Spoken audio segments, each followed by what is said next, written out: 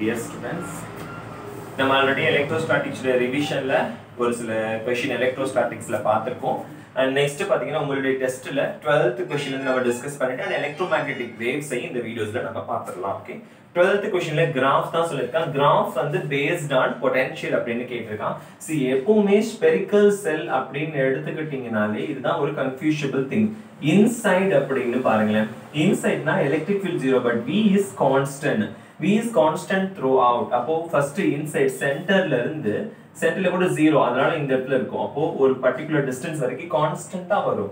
அந்த கான்ஸ்டன்ட்டா வருது and then what will happen? Surface reach ஆற வரைக்கும் once it reach the surface then what will happen? It directly starts getting decreases, okay, because when the distance increases. So ஒரு கட்டத்துல என்ன ஆகும்? distance infinity ஆன உடனே அந்த இடத்துல potential வந்து 0 ன்னு வந்து நிக்கும். கரெக்ட்டா? distance infinity ஓட potential 0 ஆயிடும். அதனால தான் நம்ம வந்து work done 0 ன்னு சொல்றோம். இன்ஃபினிட்டில இருந்து ஒரு சார்ஜ் கொண்டு வரணும்னா work done 0 அப்படினு நம்ம சொல்லிட்டு இருக்கோம். Okay, that's it.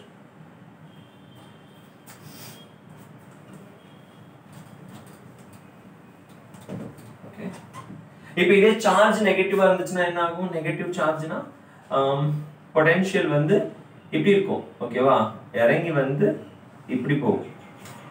Okay, நெகட்டிவ்ல increase ஆயிட்டு அப்புறம் டிக்ரீஸ் ஆகி குறைஞ்சிடும். ஓகேவா? ஜீரோ ஆயிடும் ஆப்வியஸ்லி. அவ்வளவுதான். மற்றபடி மேல கான்ஸ்டன்டா தான் இருக்கும். அதுல எந்த மாற்றமும் கிடையாது. Next 3 capacitors C1 C2 C3 ஒரு டயகிராம் கொடுத்திருக்காங்க. Okay, and diagram is this is C2 and it is connected with C3 and here it is the point AB and this is voltage drop and here a capacitor C1. நல்லா கவனிங்களேன். இது இப்படி நேரா போறது C2 ஓட connect ஆகி நேரா C3 ஓட சீரிஸ்ல வருது. ஓகே, அப்ப C1 னும் C2 என்ன ஆகுது? இங்க வர்ற கனெக்ஷன் வந்து இங்க தனியா போகுது, இங்க தனியா போகுது. அப்படிதான் என்ன மீனிங்? ஒரே கனெக்ஷனா போகல, தனித்தனியா போகுதுன்னா C1 னும் C2 வும் parallel-ஆ இருக்குன்னு அர்த்தம். அப்ப இந்த ரெண்டுமே parallel. அப்ப CP = C1 + C2. இது தனியா இருக்கு. அப்ப இதுவும் சீரிஸ்ல இருக்குன்னு அர்த்தம். ஏன்னா ஒரே கனெக்ஷன் தான் வருது. அப்ப இதுவும் சீரிஸ் அப்படினா அப்போ சீரிஸ் வேணும்னா 1/C3 + 1/C1 + C2 which is equal to C1 + C2 + C3 divided by C3 into C1 + C2. So what I am getting? C is equal to C3 C1 + C2 divided by C1 + C2 + C3. Okay. Now they have asked charge கேட்டிருக்காங்க. first setல charge வந்து CS into V. அப்போ Q1 equal to C3V C1 + C2 divided by C1 + C2 + C3. இது charge 1. Second case என்ன சொல்றான்? C3 break down ஆயிடுது. அப்ப இது ரெண்டு மட்டும் தான் இருக்கு. இது ரெண்டு மட்டும்னா parallel மட்டும் தான். அப்போ CP = C1 + C2. Okay. Now the charge Q2 equal to CP into V. அப்ப C1 + C2 V. ரொம்ப சிம்பிள்.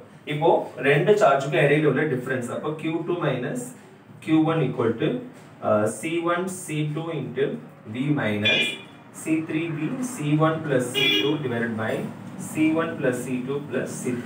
இப்போ என்ன பண்ணலாம்? C1 C2 V ஏ காமனா எடுக்கலாம். C1 + C2 V minus 1 minus okay C3 divided by C1 + C2 + C3. இதான் உங்க क्वेश्चनல ஆன்சரா இருக்கும். செக் பண்ணி பாத்தீங்கன்னா ஓகே.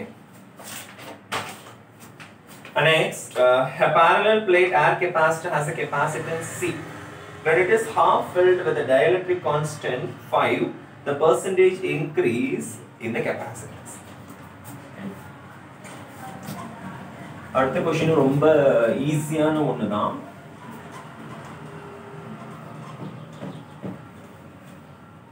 ஓகே, சோ பாத்தீங்கன்னா a parallel plate air capacitor has a capacitance C. ஓகேவா? இப்போ இனிஷியலா பாத்தீங்கன்னா capacitance C னா அப்ப எப்சிலான் நாட் ஏர் தான் இருக்குன்னு சொல்லிருக்காங்க. அப்ப D இது அப்படினு சொல்லிடலாம். அதுக்கு அப்புறம் என்ன பண்றாங்கன்னா அந்த parallel plate capacitanceக்கு நடுவுல halfல என்ன பண்றாங்கன்னா dielectric constant K = 5 இருக்கிற ஒரு மீடியமா ஃபில் பண்றாங்க. ஓகே, இப்போ இது தனியா ரெண்டு தான் மாறும். கெபாசிட்டன்ஸ் வந்து மாறும். ஓகேவா? இங்க ஒரு கெபாசிட்டன்ஸ், இங்க ஒரு கெபாசிட்டன்ஸ். அப்ப எவ்வளவு கெபாசிட்டன்ஸ் இன்கிரீஸ் ஆயிருக்குன்னு கேக்குறாங்க. அப்போ இது half டோட்டல் டிஸ்டன்ஸ் D னா இது half அது half. அப்ப செகண்ட் கேஸ்ல பாத்தீங்கன்னா இது சீரிஸ்ல இருக்கு. இது ஒன்னு. அப்ப இந்த சீரிஸ்னா என்ன அர்த்தம்? நமக்கு 1/CS = 1/C1 + 1 by c2. அப்போ 1 by c1 அப்படின்னா என்ன வரும்? 1 by, அதாவது இந்த இடத்துல இந்த பாதிக்கு மட்டும் k epsilon naught a divided by d ன்னு கண்டுபிடிக்கணும். ஓகே, அப்போ 5 epsilon naught a, okay, a d by 2, கரெக்டா? d by 2, 2 ஆல மல்டிப்ளை பண்ணணும். கீழ வந்து d by 2 ன்னு வரணும். அது வந்து மேல போயிடும். கரெக்ட் தானே? அப்போ வெயிட், a மேல வந்து 2, okay, 1 minute. c1 equal to k epsilon naught a divided by, அதாவது 5 d by 2. அப்ப அந்த 2 மேல போயிடுச்சுனா 10 epsilon naught a by d. அப்ப நாம இங்க எப்படி எழுதலாம்? d by 10 epsilon naught a. ஏன்னா தலைகீழ எழுதணும். plus c2 பாத்தீங்கன்னா அது நார்மல் தான். அப்போ d by 2 ன்னு மட்டும் வரும். ஓகே, 2 epsilon naught a ன்னு வரும். 1 by, ஏன் d by 2 வருதுன்னா டிஸ்டன்ஸ் பாதி தானே, அதனால. அப்போ இது வந்து நம்ம சால்வ் பண்ணோம் அப்படின்னா 10 epsilon naught a நம்ம காமனா எடுக்கலாம். சோ இங்க என்ன இருக்கும்? d plus 5d 10 epsilon naught a. Okay, அப்போ cs equal to 10 epsilon naught a divided by 6d, that is 5 epsilon naught a by 3d. நார்மலா 1 இருக்கு, இங்க 5 by 3 இருக்கு. அப்போ 5 by 3 minus 1 போட்டீங்க அப்படின்னா 2 by 3 தான் இன்க்ரீஸ் ஆயிருக்கு. 2 by 3 னா 66.6%. Okay, next, electric field, maximum electric field that can be held in air without producing ionization of air. Okay, and isolation of air is electric field கொடுத்தான் E. அதுக்கு அப்புறம் பாத்தீங்கன்னா maximum potential கேட்டிருக்கான். potential கேட்டிருக்கான், distance கொடுத்துட்டான். ரொம்ப simple. Question எல்லாம் அவ்வளோ டீப்பா நம்ம யோசிக்கணும் அவசியம் கூட இல்லை. 10 to the power 7 volt meter. Okay, and distance பாத்தீங்க அப்படின்னா d equal to 0.10 meter. இப்போ ரெண்டையும் மல்டிப்ளை பண்ணா எனக்கு கிடைச்சிரும். அப்போ voltage equal to E into d, ரெண்டையும் மல்டிப்ளை பண்ணீங்கன்னா 10 to the power 6 voltage. Equipotential surface is associated with an electric field which is increasing in magnitude along the x direction. Okay, இது வந்து x direction, y z. x directionல increase ஆகக்கூடிய electric field, ஓகேவா? electric field இருக்கு. x directionல increase ஆகுதுனாலே அப்படிதான் சொல்லிருக்கான். அப்ப equipotential surfaceல நமக்கு என்ன தெரியும்? equipotential surfaces electric field is perpendicular to the equipotential surface. அப்போ electric field வந்து x directionல சமமா இருக்கு along the x direction. அப்போ எதுக்கு perpendicular-ஆ இருக்கு? equipotential surface-க்கு perpendicular-ஆ இருக்கணும். அப்போ x-க்கு perpendicular-ஆன direction yz. அப்ப இந்த yz direction வந்து x-க்கு perpendicular அப்படினா yz direction வந்து e-க்கு perpendicular-னு அர்த்தம். அப்போ yz direction-ல தான் என்ன இருக்கணும்? equipotential surface இருக்கணும். So the equipotential surface is along the, that is parallel to yz plane. ஒண்ணுக்கு perpendicular நம்ம கான்செப்ட் வச்சு தான் நம்ம பார்க்கிறது. ஓகே, and next பாத்தீங்கன்னா உங்களுடைய electromagnetic waves டைரக்ட்டா போயிடலாம். According to Maxwell hypothesis that we know that, okay, electric field change பண்ணா magnetic field கிடைக்கும், and the frequency of infrared waves 10 to the power 14 hertz. Which of the following are not electromagnetic waves? Beta rays. Beta rays are just electron like electrons. Okay, the energy of electromagnetic wave is in vacuum is given by the relation. Energy எப்படி கொடுப்பாங்கன்னா energy density வாயிலா சொல்லலாம். Okay, கீழ உள்ள formula பாத்தீங்கன்னா energy density. So energy density in terms of electric field அப்படினு பாத்தீங்கன்னா உங்களுக்கு என்ன தெரியும்?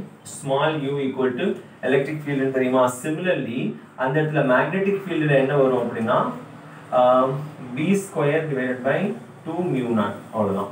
So இந்த ரெண்டுமே கலந்தது ஆப்ஷன் C ல இருக்கும். ஓகே, இதுதான் வந்து total energy density of an electromagnetic wave. An electromagnetic wave consists of periodically oscillating and electric magnetic vectors. ஆமா, electric and magnetic vectors வந்து ஒண்ணுக்கு perpendicular-ஆ இருக்கும் நமக்கு தெரியும், and they are oscillating in a phase. Phase அப்படினா என்னது? ஒரு குறிப்பிட்ட கட்டத்துல வைப்ரேட் ஆயிட்டே இருக்கும், like that is the phase. அது pi by 2 நமக்கு அந்த மாதிரி வராது. Okay, it is a kind of phase. அவ்வளவுதான், கட்ட வரைபடம். அப்படிங்கிறப்ப option B, they are perpendicular. An electromagnetic wave transfers both energy and momentum because it is like particle behavior irukku. So both energy and momentum you have properties la ungalku sollirken illaya, which is used as ionospheric propagation. Ionospheric na ayana mandalathai taandi poguna radio waves because they can be reflected. So evlo dooram vena poi reflect agum, radio waves la use panna mudiyum. For electromagnetic wave propagating along x axis, E max கொடுத்திருக்காங்க. So இது என்னதுன்னா simple formula தான், that is C equal to E naught by B naught. அப்ப இந்த இடத்துல B naught கேட்டிருக்கான். அப்போ E naught by C, C னா light, speed of light. அப்ப E naught 30 divided by 3 into 10 to the power 8. அப்போ 10 to the power minus 7 Tesla ன்னு வரும். கரெக்ட்டா? Yes, that's it. இதே வந்து C இன்னொரு ரிலேஷன் இருக்கு, omega by K. இது omega by K னா E equal to E naught sin or cos எது வேணா எழுதிக்கலாம். That is omega T minus KZ அப்படின்னு வரும்ல. So இந்த ஃபார்முலால இருந்து எடுக்கிற அந்த KW. Okay? And X-rays are not used for radar purposes because radar purpose na reflect ஆகணும். ஆனா X-rays reflect ஆகாது, absorb ஆயிரும். அப்படியே எல்லாமே completely absorb ஆயிரும். அப்ப reflect ஆகாததுனால தான் அதை யூஸ் பண்றது இல்ல. அப்ப they are not reflected by the target. Okay? Which of the following wave cannot travel in vacuum? Infrasonic. Okay? Infrasonic cannot travel. And what is the name? Photographic எல்லாமே அப்படி நமக்கு infrared அகச்சிவப்பு கதிர்கள் உள்ள ஊடுருவும். ஓகேவா? Monochromatic light of frequency 6.0 10 to the power 14 produced by a laser. The power emitted is, okay, number of photons emitted on the average by the source. Number simple, power equal to, you know that, energy by time. Power equal to energy by time. இப்போ நமக்கு என்ன தெரியும்? frequency தெரியும். ஓகேவா? frequency தெரியும். இப்போ எனக்கு என்ன வேணும் அப்படின்னா number of photons elected per time வேணும். அப்ப நான் என்ன பண்றேன் பாருங்க, வெறும் per time மட்டும் தான் இங்க இருக்கணும். மேல number of electrons வேணும் அப்படினா total power and ஒரு எலக்ட்ரான் உடைய எனர்ஜி. கரெக்ட்டா? அப்ப total power by energy எனக்கு வந்துருச்சுனா 1 by time அப்படினா என்ன அர்த்தம்? ஒரு செகண்டுக்கு எவ்வளவு number of electrons emit ஆகுது அப்படினு எனக்கு தெரிஞ்சிரும். கரெக்ட்டா? So power by time இந்த ரிலேஷன் நார்மல் ரிலேஷன் தான். பவர் கொடுத்துட்டான் உங்களுக்கு, ஹெர்ட்ஸ் frequency கொடுத்துட்டான். அப்ப பவர் வந்து 2 into 10 to the power minus 3 watt divided by 6.0 into 10 to the power 14 hertz. ஓகேவா? இது வந்து frequency. எனர்ஜி தானே நமக்கு வேணும். அப்ப h nu, எனக்கு இங்க எனர்ஜி தான் வேணும். அப்ப h nu, எனக்கு nu இருக்கு. h வந்து 6.626 into 10 to the power 32 34 okay. அது என்னமோ நீங்க பார்த்து போட்டு ஆன்சர் கொண்டு வந்துருக்கீங்க. Okay. And figure shows parallel plate capacitor. Okay, so parallel plate capacitor இப்படி இருக்கு. இந்த டைரக்ஷன்ல கரண்ட் போகுது. அப்ப obviously இந்த இடத்துல displacement current leftwardல தான் இருக்க முடியும். Okay, அப்ப electric fieldமே leftwardல தான் இருக்க முடியும். Okay, so obviously it is wrong that rightward is wrong, only the leftward is right, option B.